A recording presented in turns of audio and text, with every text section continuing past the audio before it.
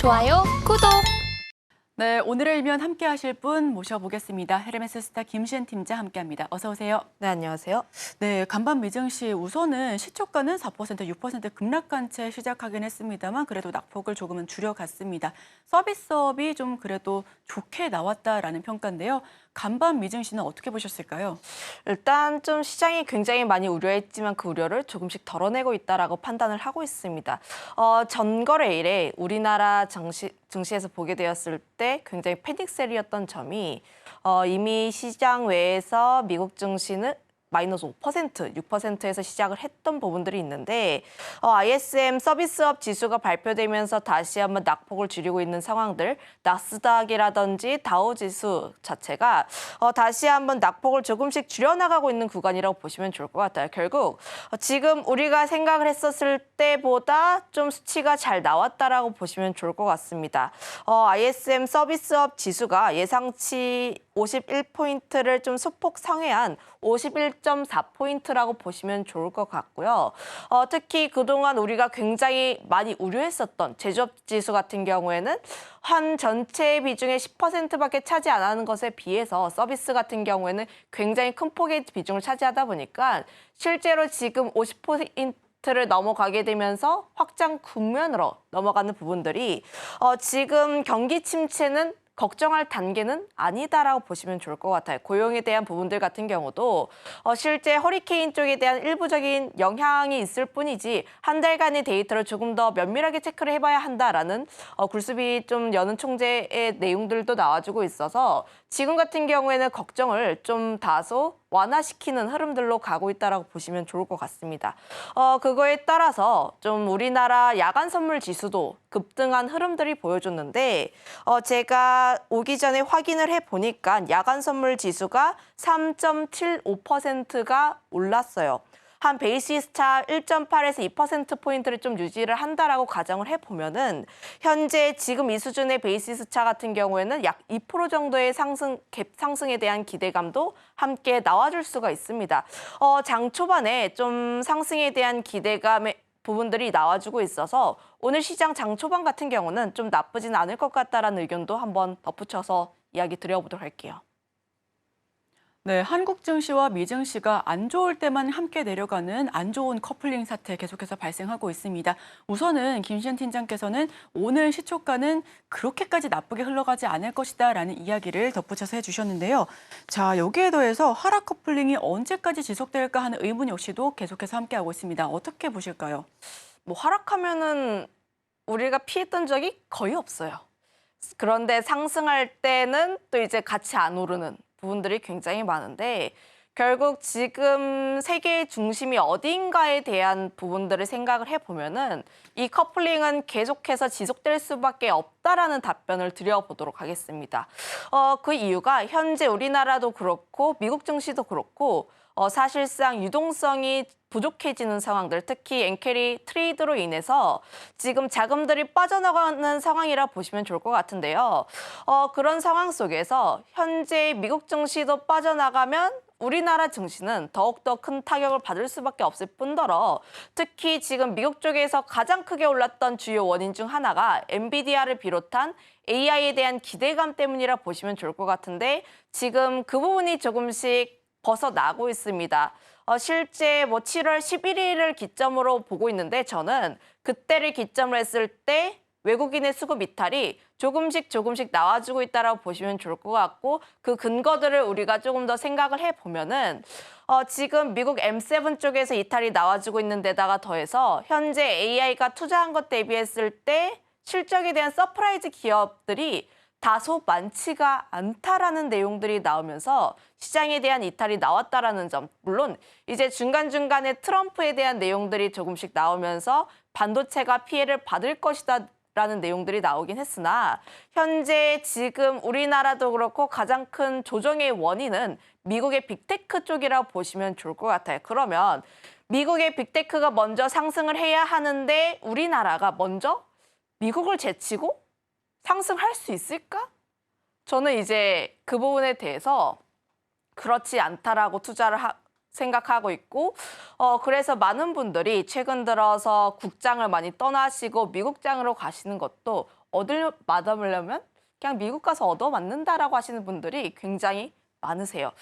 그리고 지금 특히 이번 연도 같은 경우는 미국장과의 이제 커플링 기조가 굉장히 강했다라고 보시면 좋을 것 같은데, 그 이유가 올해 상반기에 주도했던 수급 주체 자체가 외국인입니다. 지난해 11월부터의 반등 흐름들이 나왔고 그때 들어왔던 수급 주체들이 외국인이었습니다. 외국인들이 우리나라를 강하게 매수하게 되면서 반등 흐름들이 나왔고 특히 올해 상반기 같은 경우 외국인이 약 23조 정도를 담았다라는 점. 현재 지금 이런 부분에서 보게 되었을 때 외국인은 결국 미국 쪽이라든지 혹은 부분들과 함께 커플링이 될 수밖에 없는 부분이라 보시면 좋을 것 같고 거기다가 더해서 이제 저는 외국계를 보는데도 어느 외국계인지 아시아계인지 홍콩계인지 유럽계인지 미국계인지도 조금 더 따져봐야 한다. 지난 4월까지는 유럽계 쪽이 굉장히 많이 들어왔고 그때 이들이 무엇을 많이 샀냐라고 보면은 밸류업 프로그램에 대한 부분들 굉장히 많이 샀고요. 그다음에 5월, 6월 좀 쉰 다음에 다시 한번 굉장히 강하게 올라갔을 때 무엇을 샀냐라고 보면은 반도체, 특히 삼성전자라든지 SK하이닉스, 특히 그중에서 거의 한 6월 이상으로 갈수록 외국인 수급의 90% 이상을 삼성전자로 갔습니다. 한 80%에서 90%가 삼성전자에 거의 다 들어갔기 때문에 현재 지금 미국계 같은 경우에 자금이 굉장히 많이 들어와 있다라는 점. 그러면 결국 미국계 자금이 굉장히 많이 들어와 있는데 미국과의 상관관계가 높을 수밖에 없어요. 그 점에서 지금 미국의 하락이 나오면 우리는 조금 더 뭐 이제 기침이 아니라 거의 폐가 아픈 수준으로 굉장히 아플 수밖에 없다라는 점 한번 이야기 드려보도록 하겠습니다. 아니 다우지수 오를 때 한꺼번에 그렇게 저희는 같이 안 오른 것 같은데 떨어질 때는 더 매섭게 떨어지는 것 같아서 투자자분들의 아픔이 더 커져가고 있는 것 같습니다. 다만 믿을 것은 금리 인하뿐이다라는 이야기가 아직까지도 좀 희망적인 부분으로 남고 있는데 사실 직전에 FOMC가 끝났거든요. 7월까지는 아직 9월까지는 2달이 남았습니다. 그 FOMC 회의에서 50bp 인하할 것이다. 비컷에 대한 전망도 나오고 있는데 50bp 내리면 좀 풀리기는 할까요? 왜 내리는지에 대해서 우리가 생각해 볼 필요가 있지 않을까. 이제 그동안 이제 파월이 언급하기 전에는 bad is good. 그러니까 지표가 좀 나빠져야지 좀 좋게 호재로 받아들여졌는데 저번 주 목요일을 기점으로 했을 때 고용 지표가 너무 안 좋고 그럼 경기 침체가 아니냐라는 내용들이 나왔어요. 결국 금리 인하를 한다라고 확정을 지었으면은 그때부터 지표들이 굉장히 나빠지면 안 됩니다. 급격하게 나빠지는 것이 아니라 좀 완만한 선을 이루었어야 하는데 고용 지표가 그렇지 못한 상황들. 물론 이제 50bp를 인하하는 비컷에 대한 가능성이 굉장히 높아지고 있고 패드워치에 따르면 일주일 전 대비했을 때 그 50bp에 대한 가능성 자체가 거의 10%에서 80%까지 올라온 부분들이 있어서 지금 가능성이 굉장히 크다라고 보여지고 있습니다. 다만 그 전제 조건 자체는 지난 앞으로에 나올 수 있는 지표들 자체가 완만한 곡선을 이루어야 할 필요가 있다는 점이 첫 번째로 수반되어야 할 필요가 있고요. 두 번째로는 경기 침체가 아니라는 점. 이제 둔화는 맞지만 침체까지는 아니다라는 내용들이 조금 더 확인이 될 필요가 있다라고 보여지고 있어서 실제로 50bp가 인하한다 그래서 무조건적인 호재라기보다는 조금 더 그 디테일들을 살펴볼 필요가 있지 않을까라는 생각을 하고 있습니다. 물론 이제 그때까지 시간이 굉장히 많이 남았고 이제 지금 증시 자체가 주요한 이벤트들이 거의 다 마무리가 된 상황들, 앞으로의 이제 추가 상승에 대한 부분들이라든지 이벤트를 기다리기까지는 다소 부족한 모습들이라고 보여지고 있는데 지금 제가 생각을 하기에는 우선 첫 번째로 나스닥이 반등할 필요가 있고요. 두 번째로는 좀 앞서 이야기를 했던 것처럼 경기 침체가 아니라는 점들이 조금씩 확인이 되어야 한다라는 점. 물론 지금 ISM 서비스업 지수가 나오면서 그 우려들을 일부 해소하는 부분들이 나오긴 했으나 다만 이번 주 후반에 또 고용 관련된 지표가 나올 것으로 보여지고 있어서 지금 그 부분들까지 조금 더 확인을 해볼 필요가 있지 않을까. 목요일에 신규 주간 청구 건수가 좀 나올 부분들이 있어서 그 부분들 같은 경우도 다시 한번 또 주목해 볼 필요가 있고 마지막으로는 엔캐리 트레이드에 대한 부분들.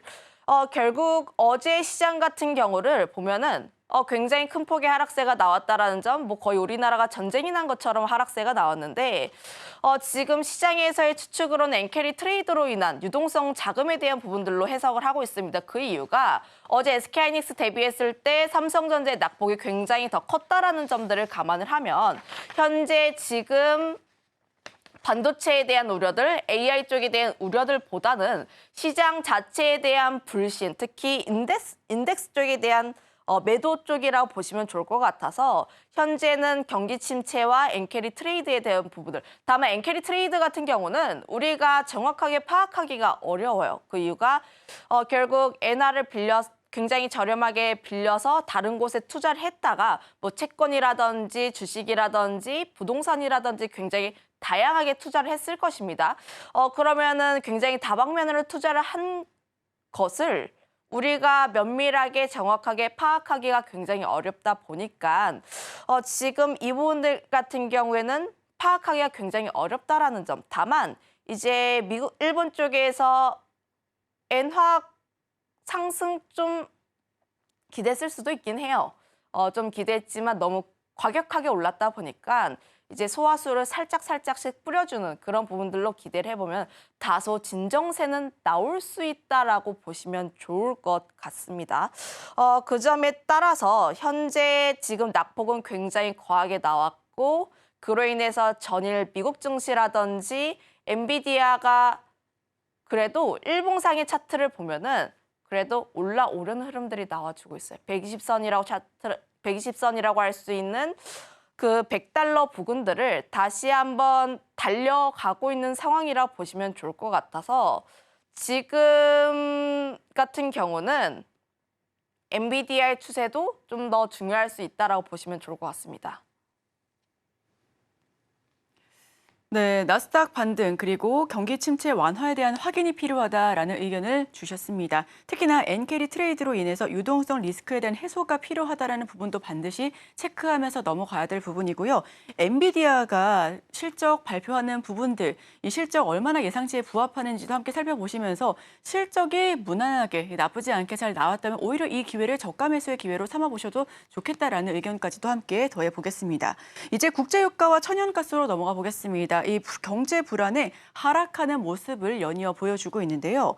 6개월치 최저로 떨어졌습니다. 중동 리스크보다는 경제에 대한 불안감에 좀 더 떨어지고 있다라는 의견이 우세한데 이런 부분에 대해서도 좀 여쭤보고 싶습니다. 지금 시장 관심이 경기 침체에 쏠려 있기는 합니다만 중동 리스크도 안심하기는 이릅니다. FOMC 전에 중동발 전쟁이 전면전으로 치닫게 되면 이 부분은 저희가 또 어떻게 대응을 해야 될까요? 일단 이제 이런 원래 전쟁에 대한 부분들은 우리가 예측을 하기보다는 대응에 대한 영역이라고 생각해 보시면 좋을 것 같아요. 그거에 따라서 시나리오를 굉장히 다양하게 나눠보시면 좋을 것 같은데 현재 구간에서 크게 나눠볼 수 있는 시나리오는 두 가지입니다. 전면전을 할 것이냐 혹은 하지 않을 것이냐. 두 가지에 맞춰서 한번 시나리오를 세워보시면 좋을 것 같고요.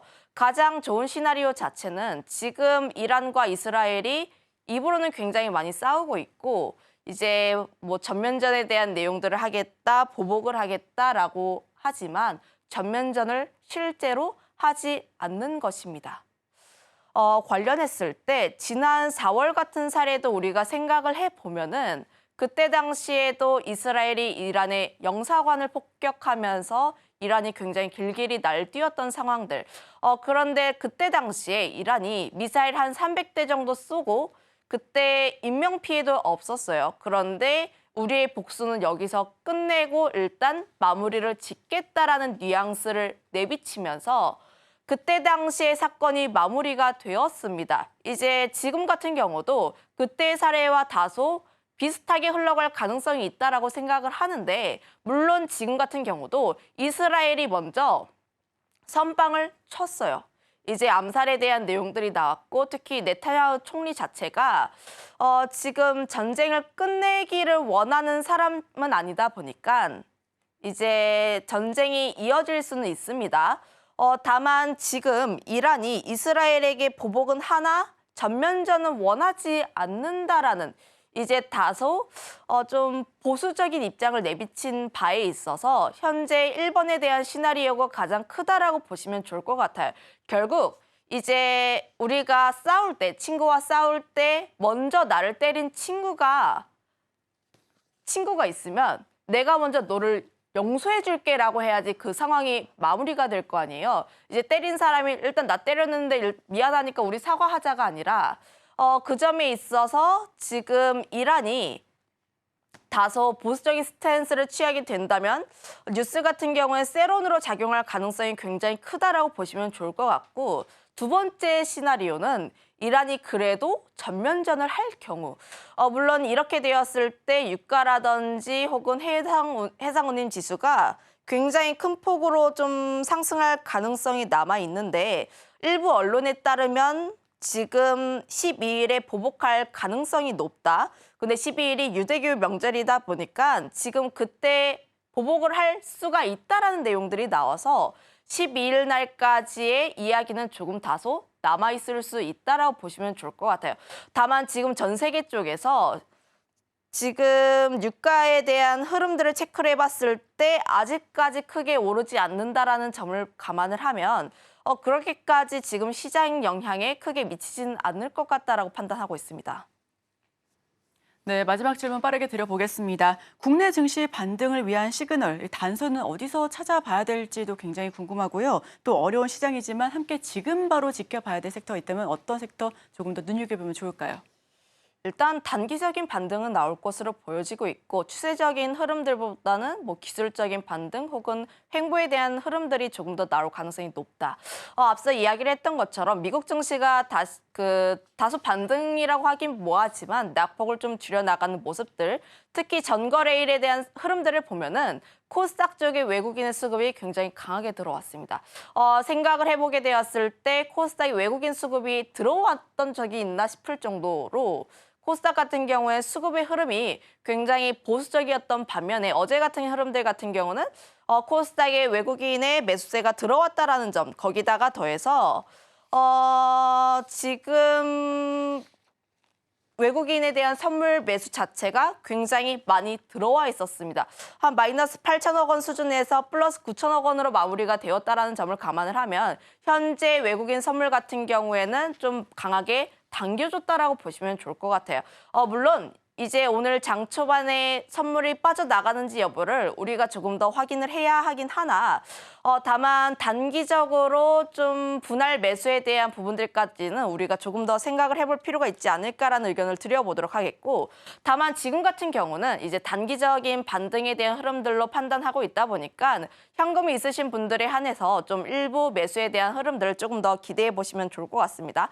반드시 분할 매수를 해보시면 좋을 것 같고 특히 현금에 대한 비중에서 약 15%에서 20%의 비중들로만 그리고 분할 매수를 하게 되었을 때 최소 10번 이상은 나눠서 한다라는 생각으로 해보시면 좋을 것 같아요. 그중에서 좀 관심 있게 보고 있는 섹터는 이제 조선이라든지 바이오 쪽이라고 보시면 좋을 것 같은데 결국 시간 외 거래에서 좀 강하게 나왔던 부분들이 무엇이냐라고 보면은 이들 종목군들입니다. 조선이라든지 바이오 같은 경우가 현재 실적에 대한 부분들 특히 이벤트 자체가 굉장히 많이 터질 것으로 보여지고 있어서 지금 조선 같은 경우 HD 한국조선해양을 중심으로 보시면 좋을 것 같고 바이오 같은 경우는 알테오젠이라든지 애초에 기술력이 굉장히 탄탄했던 기업들 위주로 한번 보시면 좋을 것 같다라는 의견도 드려보도록 할게요. 좋아요, 구독!